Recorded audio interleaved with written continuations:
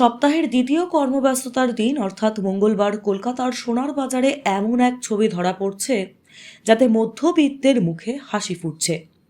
গত কয়েকদিন ধরেই সোনার দামে পতন লক্ষ্য করা গিয়েছে, আজও তার ব্যতিক্রম হয়নি। বিয়ের ভরা মরশুমের আগে হলুদ ধাতুর দাম কমে যাওয়া স্বাভাবিকভাবেই স্বস্তি দিয়েছে সাধারণ মধ্যবিত্ত পরিবারকে। যদিও সোনার দাম কমলেও একেবারেই তা হাতের নাগালে আসেনি, ফলে হলুদ ধাতুর দাম চিন্তায় রেখেছে মধ্যবিত্তদের। বর্তমান বাজার পরিস্থিতি তাতে দেখা যাচ্ছে আজ কলকাতায় 24 ক্যারেট বিশুদ্ধ সোনার প্রতি গ্রামের দাম 15,622 টাকা আশেপাশে ঘোরাফেরা করছে। অন্যদিকে গয়না তৈরির 22 ক্যারেট সোনার দামও আজ বাজার খোলার সঙ্গে সঙ্গেই প্রতি গ্রাম পিছু 14,320 টাকার ঘরেই পৌঁছে গিয়েছে। অর্থাৎ গতকালের তুলনায় সস্তা হলেও মোটের হাতের নাগালে আসেনি। স্বাভাবিকভাবেই হলুদ ধাতুর দাম চিন্তায় রেখেছে মধ্যবিত্তদের। আজকে সোনার দামের তালিকা। কলকাতায় 24 ক্যারেট সোনার দাম 1,56,220 টাকা।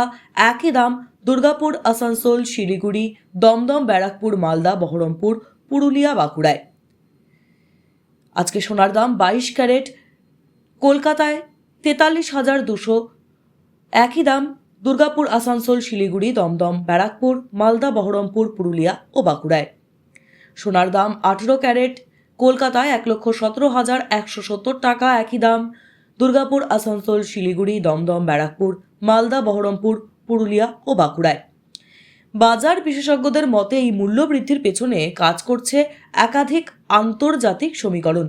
বিশেষ করে মধ্যপ্রাচ্যে ইরান ও ইসরায়েলের মধ্যে থাকা উত্তেজনা বিশ্ব অর্থনীতিতে এক অনিশ্চিত পরিবেশ তৈরি করেছে। যখনই বিশ্ব রাজনীতি অস্থিতিশীল হয়, বিনিয়োগকারীরা নিরাপদ মাধ্যম হিসেবে সোনার উপরেই ভরসা করেন। এছাড়াও আন্তর্জাতিক বাজারে ডলারের তুলনায় টাকার মূল্যের অবমূল্যায়নও কলকাতার খুচরো বাজারে সরাসরি প্রভাব ফেলেছে।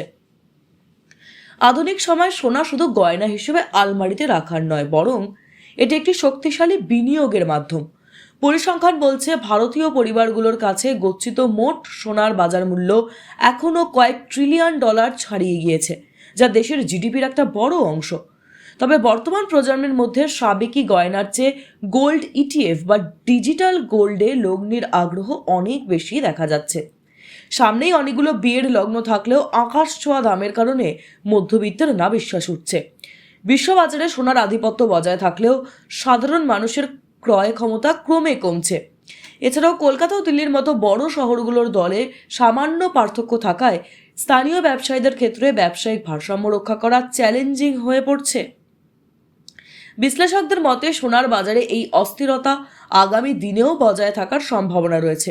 তাই যারা এই মুহূর্তে সোনা কেনার পরিকল্পনা করছেন, তাদের প্রতি পরামর্শ কেবল এক বেলার দরের উপর নির্ভর না করে বাজারের সামগ্রিক গতির দিকে লক্ষ্য রাখুন। বর্তমান প্রেক্ষাপটে সোনা কেনা শুধু সামাজিক প্রথা নয়, বরং একটি সুনিশ্চিত দীর্ঘমেয়াদী আর্থিক পদক্ষেপ। তাই বড় লগ্নির আগে বাজার পরিস্থিতি ভালোভাবে যাচাই করে নেওয়া হবে বুদ্ধিমানের কাজ। টাইমস নাও খবর।